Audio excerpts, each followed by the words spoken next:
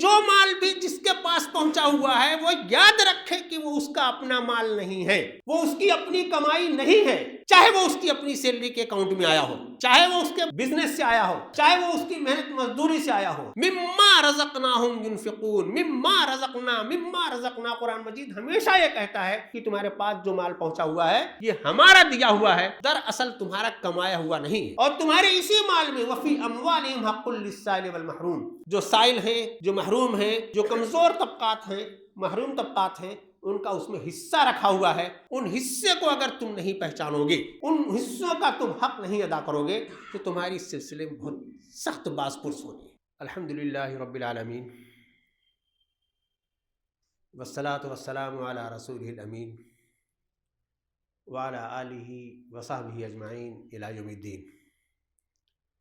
اما بعد، قال اللہ تعالیٰ فی کتابہ المجید، اعوذ باللہ من الشیطان الرجیم، انما الصدقات للفقراء والمساکین والعاملین علیہا والمؤلفۃ قلوبہم وفی الرقاب والغارمین فی سبیل اللہ وابن السبیل فریضۃ من اللہ واللہ علیم حکیم۔ وقال رسول اللہ صلی اللہ علیہ وسلم، بنی الاسلام علی خمس، شہادۃ ان لا الہ الا اللہ واشہد ان محمد رسول اللہ وإقام الصلاة وإیتاء الزکاة وحج البیت وصوم رمضان۔ برادران اسلام، یہ بات ہم لوگوں کو معلوم ہے کہ اسلام کی بنیاد 5 چیزوں پر ہے۔ اول عقیدہ، پھر اس کے بعد ایک نظام عبادت ہے جس میں نماز، روزہ، حج، زکوٰۃ کا تذکرہ ہے۔ اللہ کے رسول صلی اللہ علیہ وسلم نے فرمایا کہ اسلام کی بنیاد 5 چیزوں پر رکھی گئی۔ ان 5 میں ایک زکوٰۃ ہے۔ جیسے نماز فرض ہے، جیسے روزہ فرض ہے، جیسے حج فرض ہے، اسی طرح سے زکوٰۃ فرض ہے۔ زکوٰۃ کے لغوی معنی تو ہوتے ہیں پاک کرنا، صاف کرنا، پاکیزہ بنانا۔ یہ فریضہ جو مسلمانوں پر عائد کیا گیا ہے کہ اپنے مال میں سے ایک مخصوص حصہ اللہ کی راہ میں خرچ کرنا۔ مقصد اس کا بتایا گیا کہ خذ من اموالہم صدقۃ تطہرہم بہا وتزکیہم وصلی علیہم، اس لیے ان سے مال لیا جائے گا تاکہ ان کا مال پاکیزہ ہو۔ یہ زکوٰۃ ہر اس مسلمان پر جو عاقل ہے، بالغ ہے، اور اس کے پاس نصاب کے بقدر مال ہے۔ زکوٰۃ فرض ہوتی ہے سونے پر، چاندی پر، نقدی پر، بینک بیلنس پر، جانوروں پر، فصلوں پر، کان پر، اور اس طرح کے جو دوسرے ذخائر ہو سکتے ہیں، ان سب پر زکوٰۃ کا ایک نصاب ہے۔ اس کا سادہ سا طریقہ یہ ہے کہ جس کے پاس جو کچھ ہے، اگر اس کے پاس 7.5 تولہ سونا ہے، یا اس کے پاس صرف 52.5 تولہ چاندی ہے، یا اس کے پاس چاندی اور سونا تھوڑا تھوڑا ہے لیکن اس کو ملا کر کے اس کی قیمت 52.5 تولہ چاندی کی ہو جاتی ہے، اور وہ 1 سال تک اس کے پاس رہتی ہے، حولان حول ہو جاتا ہے، تو اس کے اوپر اس کا 2.5% نکالنا فرض ہے۔ آج کے زمانے میں 52.5 تولہ، اگر 7.5 تولہ سونے کی قیمت تو 4.5 لاکھ روپیہ ہوگی، لیکن 52.5 تولہ چاندی کی قیمت 50,000 سے کم ہوگی، تقریباً 60,000 روپے کلو ہے چاندی۔ نصاب کے تعلق سے ایک موٹی موٹی علماء کی رائے یہ ہے کہ اگر سونا اور چاندی نہیں بلکہ کسی کے پاس رقم ہے، نقدی ہے، تو اس میں جو چاندی کا نصاب ہے اسی کا اعتبار ہوگا۔ یعنی اگر کسی کے پاس 50,000 روپیہ سال بھر رکھا رہے تو حولان حول ہو جائے گا، تو اس کے اوپر نصاب ہوگا۔ تو اس طرح سے ایک بڑی تعداد ہوتی ہے امت کی جن کے اوپر یہ نصاب ہوتا ہے۔ نصاب باقی چیزوں میں بھی ہے، وہ پیداوار میں بھی ہے، باغات میں بھی ہے، جانوروں میں بھی ہے، اور دوسری چیزوں میں بھی ہے، جس کے پاس جو ہے بینک بیلنس میں بھی ہے، اس کو ادا کرنا ہے۔ اس کے بارے میں اللہ کا یہ حکم ہے کہ فریضۃ من اللہ ہے، یہ ناقابل انکار ہے، اس کا انکار نہیں ہو سکتا، اور اگر کسی نے اس کی جرأت کی تو اس سے جہاد کیا جائے گا۔ اللہ کے رسول صلی اللہ علیہ وسلم کے خلیفہ حضرت ابوبکر صدیق رضی اللہ تعالیٰ عنہ نے اپنے زمانے میں بڑی پہلی جنگ یہی کی تھی کہ کچھ لوگوں نے یہ کہہ دیا تھا کہ اب اللہ کے رسول صلی اللہ علیہ وسلم نہیں رہے تو اب زکوٰۃ کا اجتماعی نظام نہیں رہے گا، تو آپ نے فرمایا کہ زکوٰۃ، نماز اور زکوٰۃ میں جو فرق کرے گا اسے برداشت نہیں کیا جائے گا۔ یہ فرض ہم لوگوں پر ہے، اس کے مدات متعین ہے کہ یہ فرض کہاں کہاں کن لوگوں کو یہ رقم دی جائے گی۔ بنیادی طور پر رقم حاصل کرنا اسلامی حکومت کا کام ہے۔ اگر اسلامی حکومت نہیں ہے، ہم لوگ جہاں ہیں وہاں کوئی ایسا نظام نہیں ہے، تو مناسب ہوگا کہ کوئی نہ کوئی ایک اجتماعی نظام بنایا جائے تاکہ زکوٰۃ کی اللہ کی طرف سے جو مدات متعین ہیں ان تمام مدات تک رقم پہنچ سکے۔ وہ مدات قرآن مجید میں بیان ہوئی ہیں کہ وہ فقراء ہیں، مساکین ہیں، زکوٰۃ کا نظام چلانے والے عاملین ہیں، تالیف قلب ہیں، قرض دار لوگ ہیں، غلام کو آزاد کرانے کے لیے ہے، مسافر ہے، اللہ کی راہ میں ابن السبیل۔ یہ 8 مدات ہیں۔ ان مدات میں وہ زکوٰۃ متوازن طور پر خرچ کی جائے گی۔ رمضان کا مہینے کی آمد ہے، ہم میں سے بہت سارے لوگ جب سال میں ایک مرتبہ ہی زکوٰۃ نکالنا ہے تو رمضان میں زکوٰۃ کا حساب کرتے ہیں۔ اللہ کی طرف سے رمضان کے ہر عمل کا اجر بہت زیادہ رکھا گیا ہے، تو یہ امید بھی ہے کہ جتنا نکالیں گے اللہ تعالیٰ اس کی طرف سے اور بہت بڑھا کر کے اس کا اجر دے گا۔ تو ہم لوگ اس بات کے اب فکر مند بھی ہیں کہ وہ مہینہ وہ آیا چاہتا ہے تو ہم اپنے زکوٰۃوں کا حساب بھی کریں گے۔ یہ اللہ کی طرف سے جو مطالبہ ہے میرے بھائیوں زکوٰۃ کا، بہت چھوٹا سا مطالبہ ہے۔ کل اپنی ضروریات سے فاضل جو رقم بچی رہ جائے، سال بھر بچی رہ جائے، اس پر صرف 2.5%۔ آج کل ہم لوگ جس نظام سے گزر رہے ہیں اس میں تو آمدنی سے پہلے آپ 10%، 20%، 25%، 30% ٹیکس ادا کر چکے ہوتے ہیں، چاہے بخوشی ادا کریں چاہے بجبر ادا کریں، لیکن وہ ادا کر چکے ہوتے ہیں، اور اس پر بھی اتنا ٹیکس لینے کے باوجود بھی حکومتیں کنگال رہتی ہیں۔ زکوٰۃ کا جو اجتماعی نظام اور خوشحال معاشرے سے 2.5% کی وصولی کا جو نظام تھا، اسی نے معاشرے کو اتنا خوشحال بنا دیا تھا کہ زکوٰۃ لینے والے کو ڈھونڈنا پڑتا تھا۔ اللہ نے اس میں اتنی برکت رکھی، اللہ نے اس میں اتنی طاقت رکھی۔ تو یہ فریضہ بھی میرے بھائیوں ہم لوگوں پر ہے، لیکن کہا یہ جاتا ہے کہ مسلمانوں کو یہ بات معلوم ہے، اس کے باوجود پوری طرح سے زکوٰۃ کا نہ حساب ہو پاتا ہے نہ پوری طرح سے زکوٰۃ کی ادائیگی ہو پاتی ہے۔ جن لوگوں کا چھوٹا بیلنس ہے وہ کرا لیتے ہیں، جن کے پاس کروڑہ روپیہ ہے وہ سمجھتے ہیں کہ زکوٰۃ بھی نکالیں گے تو کئی کروڑ میں ایک مشت چلی جائے گی، وہ اس میں آنا کانی کرتے ہیں، ہیلا حوالے کرتے ہیں۔ گھروں میں جو زیورات ہیں بیگمات کے پاس، وہ والدین کا عطیہ ہیں، کسی کا عطیہ ہیں، یہ سمجھتے ہیں کہ وہ تو ایک بوجھ ہے ہمارے اوپر، بیگم ہی اس کی زکوٰۃ ادا کریں تو ادا ہوگی۔ پڑھے لکھے لوگ، جائزہ لینے والے لوگ یہ بتاتے ہیں کہ خالی مسلم معاشرہ زکوٰۃ کا نظام اچھی طرح سے گن کر کے اپنی رقم صحیح طور پر صحیح جگہوں پر ادا کر دے تو مسلمانوں کی عقل لاشی دور ہو سکتی ہے۔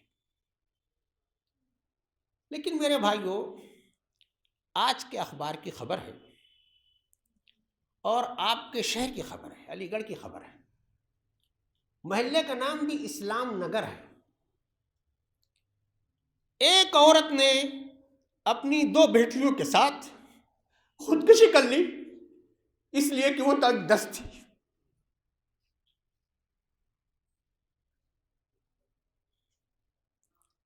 ایسے حالات اگر ہم لوگ غور کریں تو ہماری باؤنڈری کے نیچے ایسے ضرورت مند لوگ ہیں جو بے حد بنیادی ضروریات ہیں اور ان کے پاس سامان زندگی نہیں ہے. جس کی زندگی جانی تھی وہ گئی، اس موت کو تو حرام موت کہا گیا ہے، لیکن اس کا وبال ان لوگوں پر بھی آئے گا جن کی جیب میں، جن کے خزانے میں اللہ کا حق، محرومین کا حق رکھا ہوا تھا اور وہ حق ان تک نہیں پہنچا. تو اس لیے میرے بھائیوں، اس فریضے کو اس کی اہمیت کے ساتھ ہمیں پہچاننا چاہیے اور اسی اہمیت کے ساتھ اس کی ادائیگی کا نظم کرنا چاہیے. اجتماعی نظام کو ہم تلاش کریں. ہر جگہ ایسے اجتماعی نظام موجود ہیں جو مدات کو صحیح جگہوں پر خرچ کرتے ہیں. وہ اس میں غریب غربا و مساکین کا بھی خیال رکھتے ہیں. اس میں جیل میں جو قیدی ہیں ان کے اوپر ناجائز جو مقدمات ہیں ان کو چھڑانے میں بھی خرچ کرتے ہیں. وہ تعلیم میں بھی خرچ کرتے ہیں، دوسرے کاموں میں بھی خرچ کرتے ہیں. جو فلاح و بہبود کی ملت کے اوپر اٹھانے کے کام ان جگہوں پر خرچ کرتے ہیں. تو ایسی جگہوں پر اگر ہم زکوٰۃ ادا کریں تو اور بہتر ہوگا. اگر نہیں ہم خود سے ہی خرچ کرنا چاہتے ہیں تو بھی ہمیں یہ دیکھنا چاہیے کہ اکیلے ایک مسکین، اکیلے چند ایک مدات میں خرچ نہ ہو جائے. زکوٰۃ کے سلسلے میں اس بات کو بھی دھیان میں رکھنے کی ضرورت ہے کہ جب ہم فقراء اور مساکین پر خرچ کریں تو سب سے پہلے اپنے گرد و پیش پر نظر ڈالیں. ہمارے اعزاء میں اگر کوئی ضرورت مند ہے، ہمارے پڑوسیوں میں اگر کوئی ضرورت مند ہے، ہمارے دوست احباب میں اگر کوئی ضرورت مند ہے تو اس کی کفالت کا نظم کریں، خوش اسلوبی کے ساتھ، بغیر بتائے ہوئے. یہ کسی کو بتانا ضروری نہیں کہ میں آپ کو زکوٰۃ کی رقم دے رہا ہوں، یہ فریضہ ادا ہو سکتا ہے. زکوٰۃ خوشحال لوگوں پر اور 2.5% صرف یہ فرض ہوئی ہے اللہ کے رسول صلی اللہ علیہ وسلم پر 8ویں صدی ہجری میں مکہ فتح ہونے کے بعد. اس سے پہلے کی ہماری ایک طویل تاریخ ہے 20 سال کی اسلام کی. قرآن مجید کا بیشتر حصہ نازل ہو چکا ہے. اللہ کے رسول صلی اللہ علیہ وسلم اور آپ کے اصحاب ہر طرح کی مشکلات سے گزر چکے ہیں. اگر ہم قرآن مجید کے آیات کا مطالعہ کریں، اللہ کے رسول صلی اللہ علیہ وسلم کی زندگی اور ان کی تعلیمات کا مطالعہ کریں تو اللہ کی راہ میں خرچ کرنے کی ترغیب تو روز اول سے اسلام نے دی ہے. روز اول سے اللہ کے رسول صلی اللہ علیہ وسلم نے اس کی ترغیب کی ہے. اللہ کے رسول صلی اللہ علیہ وسلم کو جب نبوت سے سرفراز کیا گیا، وہی نازل ہوئی، آپ گھبرائے ہوئے جب آئے ہیں، حضرت عائشہ نے آپ کو جس بات کی تسلی جو الفاظ کہہ کر کے دی ہے ان میں یہ ہے کہ آپ تو غریبوں کا بڑا خیال کرتے ہیں، آپ لوگوں کی مدد کرتے ہیں. حضرت بلال حبشی رضی اللہ تعالیٰ عنہ پر ظلم کی جب انتہا ہوئی تو آپ نے کہا کہ بھائی اگر کسی کے پاس گنجائش ہو تو اسے خرید کر کے آزاد کر دیں. حضرت جعفر طیار رضی اللہ تعالیٰ عنہ نجاشی کے دربار میں پہنچے تو وہاں اسلام کی جو خوبیاں بتائیں، جن اسلامی تعلیمات کا تذکرہ کیا، ان میں اس بات کا تذکرہ کیا کہ یہ لوگ اللہ کی راہ میں خرچ کرتے ہیں، ضرورت مندوں کو ضرورتوں کا خیال رکھتے ہیں. قرآن مجید میں ان آیات کا جب نزول شروع ہوا، ان المصدقین والمصدقات واقرضوا اللہ قرضا حسنا یضاعف لهم ولهم اجر کریم، کہ جو لوگ اللہ کی راہ میں خرچ کرتے ہیں، چاہے وہ مرد ہوں وہ عورتیں ہیں، اللہ تعالیٰ ان کا 2 گنا انہیں واپس کرے گا. کوئی 50 روپیہ خرچ کرے گا تو 100 روپیہ، 100 روپیہ خرچ کرے گا 200 روپیہ، 1000 روپیہ خرچ کرے گا 2000 روپیہ. اس طرح سے اللہ کا اجر، اللہ کے اس کو اجر ملے گا. صحابہ کرام کو اس سے حوصلہ ملتا تھا، جو ان کے پاس ہوتا تھا محنت مزدوری کر کے لا کر کے خرچ کرتے تھے کہ اللہ کے میرا توشہ جمع ہوگا. اللہ تعالیٰ نے قرآن مجید میں جب یہ ارشاد فرمایا کہ اللہ کی راہ میں خرچ کرنا یہ بہت بڑی بات ہے اور اس کا بہت بڑا ریٹرن ہے. مثل الذین ينفقون اموالهم فی سبیل اللہ کمثل حبۃ انبتت سبع سنابل فی کل سنبلۃ مئۃ حبۃ واللہ یضاعف لمن یشاء واللہ واسع علیم. وہ آدمی جو اللہ کی راہ میں خرچ کرتا ہے، بالکل اس کی مثال اس طرح سے ہے کہ جیسے کوئی کسان ایک دانہ اگر بوئے زمین میں تو اس سے 7 پودے نکلیں گے، 7 بالیاں نکلیں گی، اور 7 بالیوں میں 100 دانے ہوں. گویا 1 روپے کا 700 روپے ریٹرن، 700%. یہ اللہ تعالیٰ کی طرف سے وعدہ ہے. ان آیات کو سن کر کے صحابہ کرام اور آگے بڑھتے ہیں. قرآن مجید میں آیت نازل ہوتی ہے کہ مثل الذین من ذا الذی یقرض اللہ قرضا حسنا فیضاعفہ لہ اضعافا مضاعفہ واللہ واسع علیم. کون ہے جو اللہ کو قرض حسن دے، اللہ تعالیٰ اسے لوٹائے گا اور بہت بڑھ کر کے لوٹائے گا. جس مجلس میں اللہ کے رسول صلی اللہ علیہ وسلم نے اس آیت کو پڑھ کر کے سنایا، کئی صحابی موجود تھے. حضرت ابو درداء اس مجلس میں موجود ہیں. پوچھتے ہیں یا رسول اللہ، اللہ کو قرض چاہیے، اللہ ہم سے قرض مانگ رہا ہے، اپنا ہاتھ دیجئے، میں آپ کے ہاتھ پر وعدہ کرتا ہوں کہ میرا جو سب سے بڑا باغ ہے، روایتوں میں ہے کہ اس میں 700 کھجور کے درخت ہیں، اسی میں ان کا اپنا مکان بھی تھا، وہ وہی انہوں نے اللہ کی راہ میں وقف کیا. جاتے ہیں باؤنڈری پر کھڑے ہو کر کے کہتے ہیں کہ ابو درداء کی امی باہر آ جاؤ، یہ باغ، یہ مکان، یہ سرمایہ میں نے اللہ کی راہ میں قرض دے دیا ہے. یہی آیات تھی، قرآن اور حدیث کی یہی تعلیمات تھیں.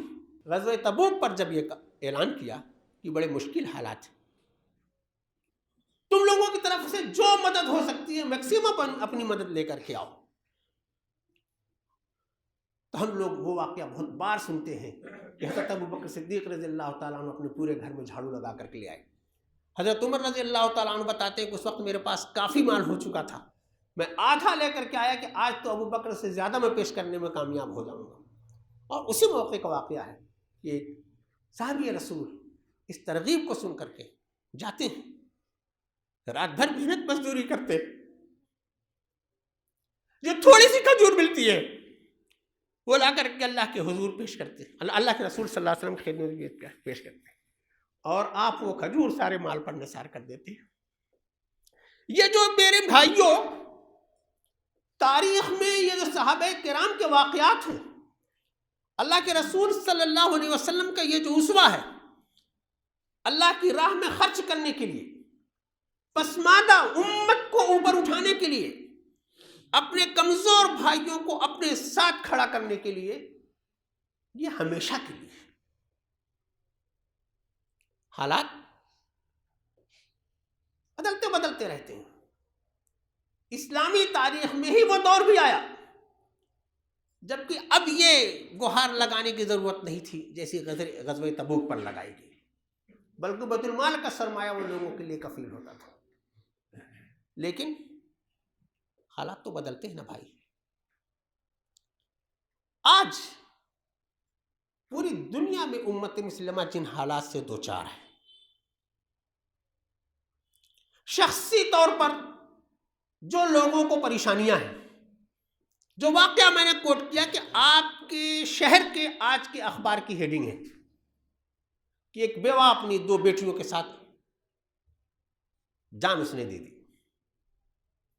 ایسے نہ معلوم ہمارے پاس پڑوس میں کتنے لوگ ہیں جن کی بنیادی ضروریات پوری نہیں ہو رہی، جو سامان زندگی نہ ہونے کی وجہ سے چوری چکاری میں لگے ہوئے ہیں، جو سامان زندگی مہیا نہ ہونے کی وجہ سے جہالت میں مبتلا، جو سامان زندگی نہ ہونے کی وجہ سے گناہوں میں لگے ہوئے ہیں.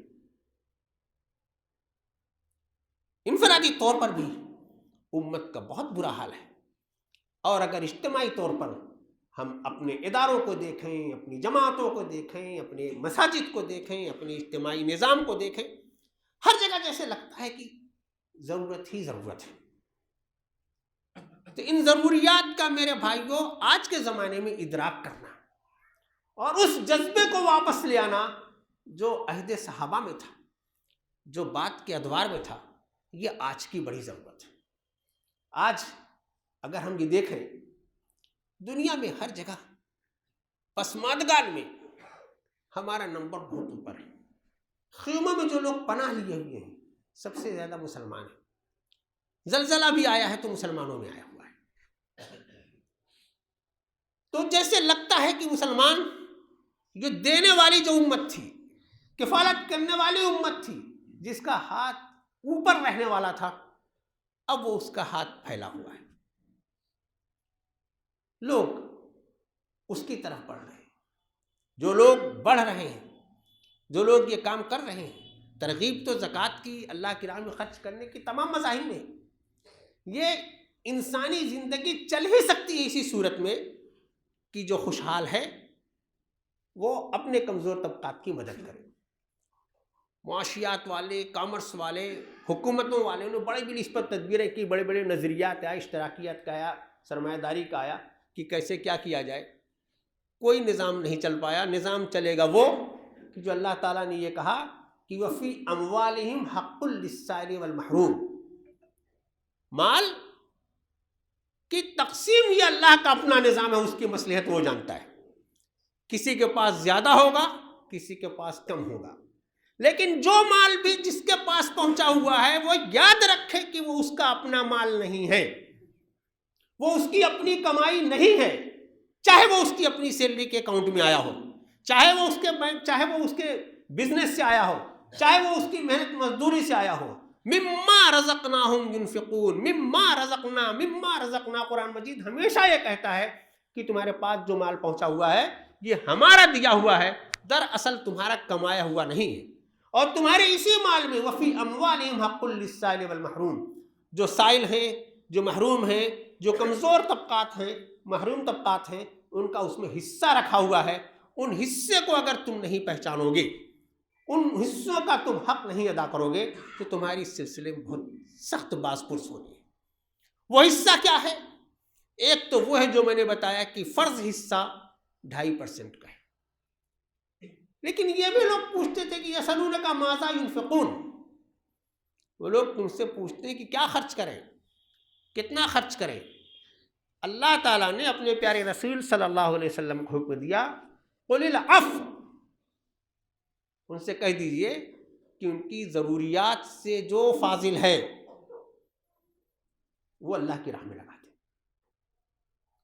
تو یہ عفو کا صحیح مطلب سمجھا تھا صحابہ کرام نے، وہ جو اس طرح سے انہوں نے اپنا سارا مال نثار کر دیا تھا۔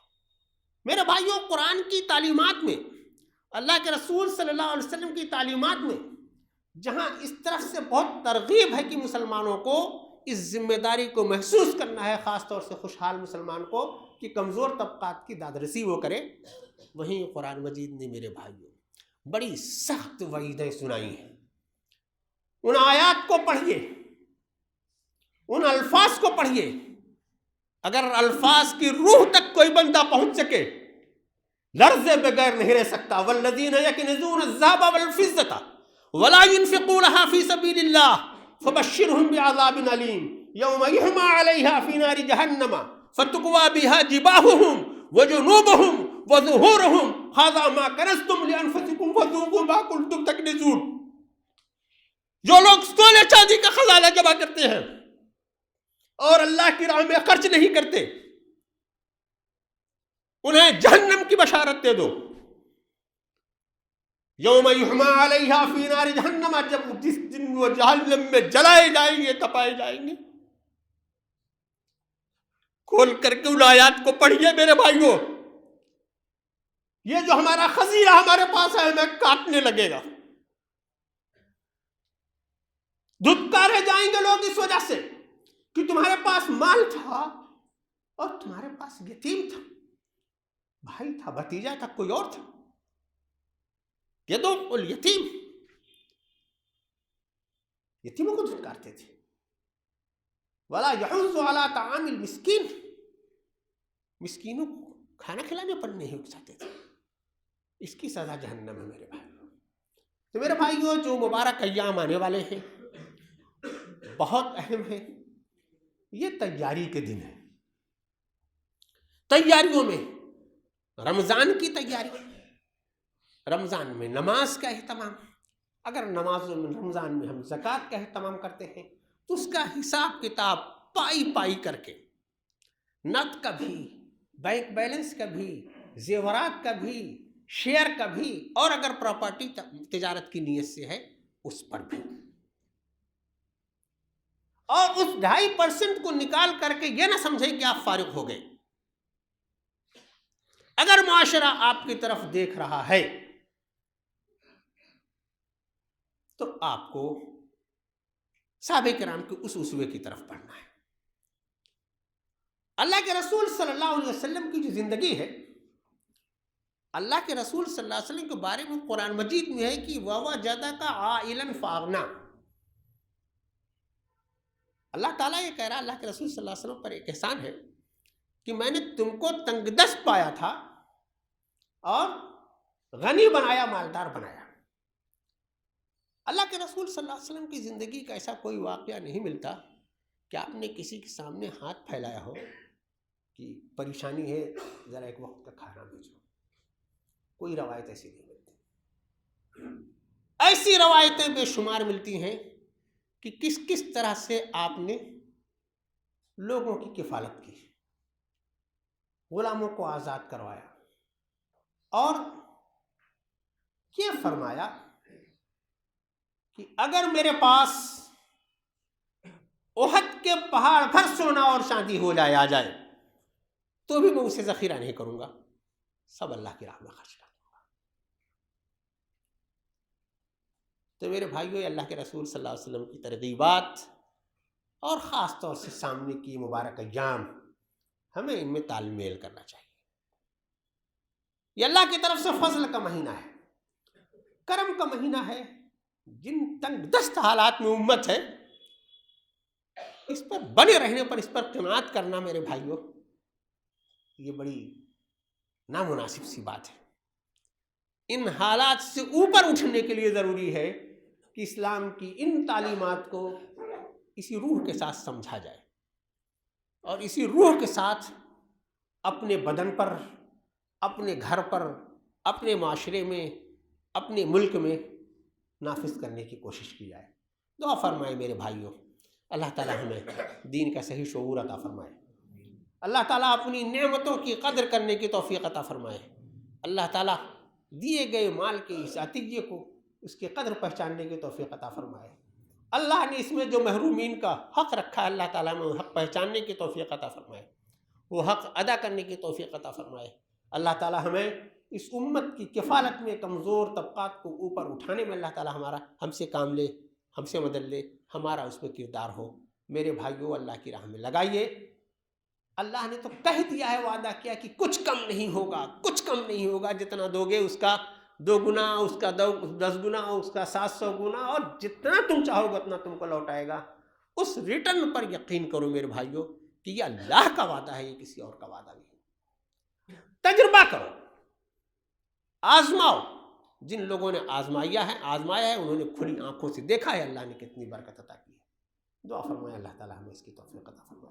بارک اللہ لنا ولکم فی القرآن العظیم ونفعنا وإیاکم بالآیات والذکر الحکیم.